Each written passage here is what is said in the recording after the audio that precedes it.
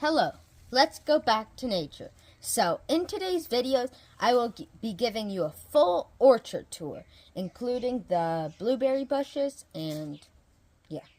So, starting off here, I have the blueberry bushes. This one is a lot older. You can see it's bigger.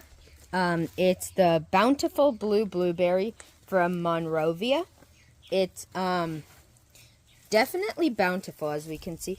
But in the last few years, it really was not producing what it could, including this year. It's not its full yield. Why? Because it didn't have any other blueberry plants to help it out. So, it wasn't as vigorous and beautiful and everything. But now, as you can see, it's pretty big. It doesn't have full production, but that's why we got these two other blueberries. This is the pink lemonade blueberry from Growers Pride. We got this one at Costco. It was a pretty good deal, and they seem really nice. Then this is the misty blueberry, which it's already planted in ground. You may be thinking, why? Why did you plant a blueberry in ground? Because blueberries hate alkaline soil. You need to get them acid soil. So this is a pretty large hole, about maybe even 3 times the size of the original pot. So, and then it has acid mix and other things incorporated into the soil to increase the levels of acidity. Because most clay soil, which I have serious clay soil, well, I wouldn't say issues, but clay soil in this area, it's heavy clay. And usually it's alkaline, but in this particular area, I wouldn't have planted it in ground if not because there's a blueberry farm very near our house, like 5 or 10 minutes away, that has all their blueberries planted in ground in the clay soil, and they're huge. They're really nice and produce a lot. So I expect maybe the soil is more alkaline. I will be doing a video on how to grow blueberries in ground as soon as possible, but let's go on with it. This is the nectarine, which we also got at Costco last year.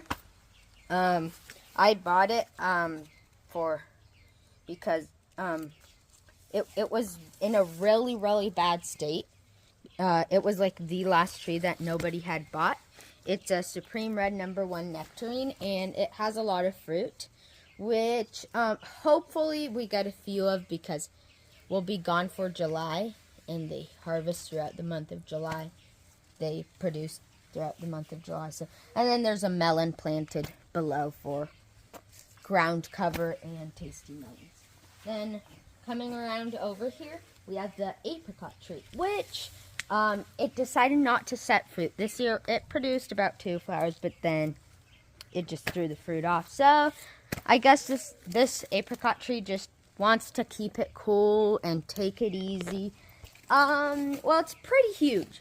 When we got it, January 2023, it was about this tall.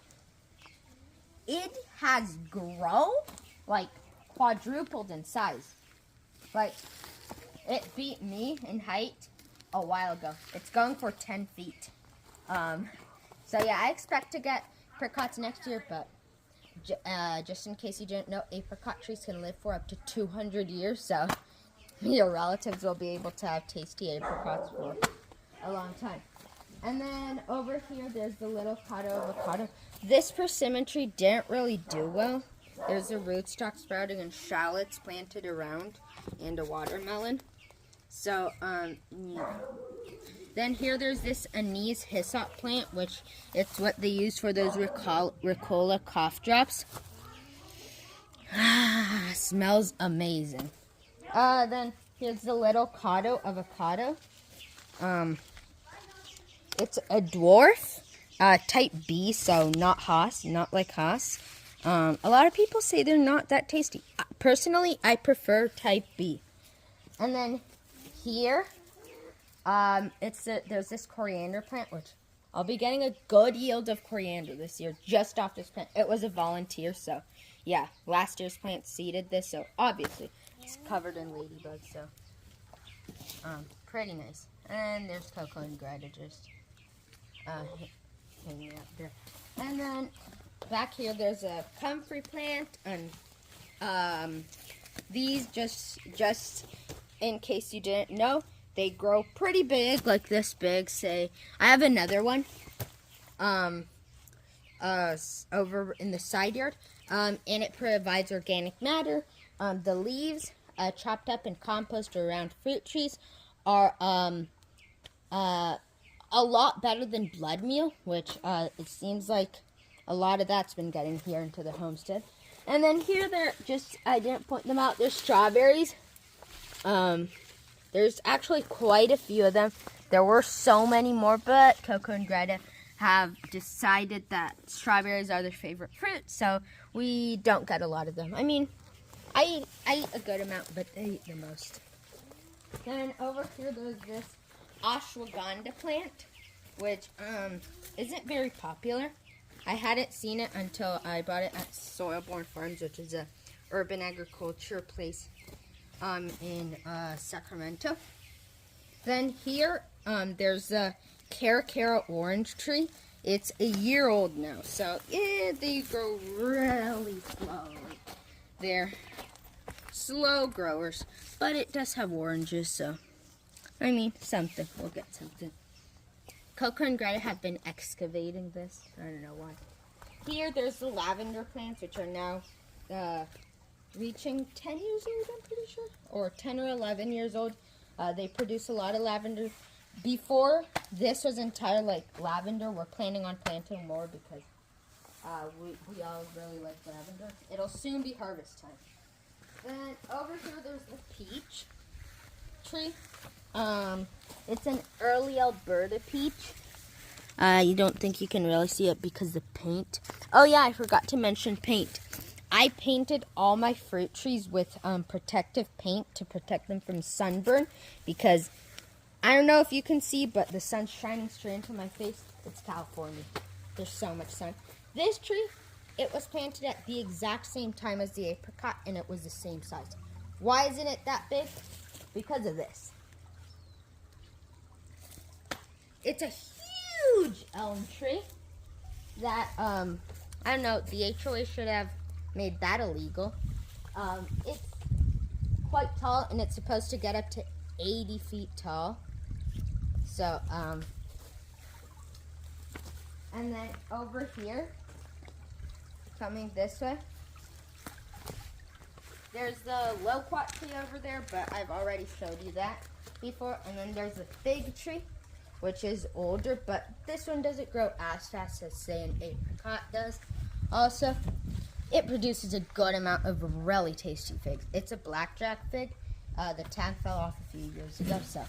But, yeah, it's pretty nice. I was thinking about eventually and showing you in a video. I don't know, maybe this year even. Or probably like December, January, even November. I'm going to graft on a different variety. Our local nursery has all the grafting materials. But I don't really know where to get a cutting for a different fig. I'd like to put like a yellow fig maybe.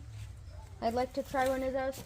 And over there, usually there's a saffron. And here is our espaliered apple tree. You can see it does have some amount of apples. It's a combination of, there's Fuji apple here, Yellow Delicious, Gravenstein, and this is Gala, just that the tag fell off. This, I'm going to have to thin it because it's, you can see there's good fruit. We live near Apple Hill, so apples grow really well here. And it's hot and everything, but this is just like the border of where you can grow tasty apples. Because in other places the weather's pretty similar to here.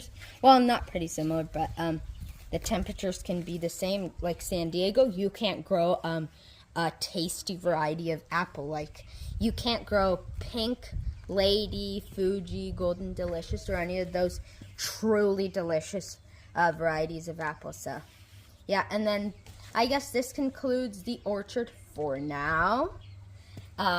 We're putting in a kiwi berry really soon. I might show you some of that soon. So thank you very much for watching, and hit like and subscribe and for more videos and content, and thank you very much.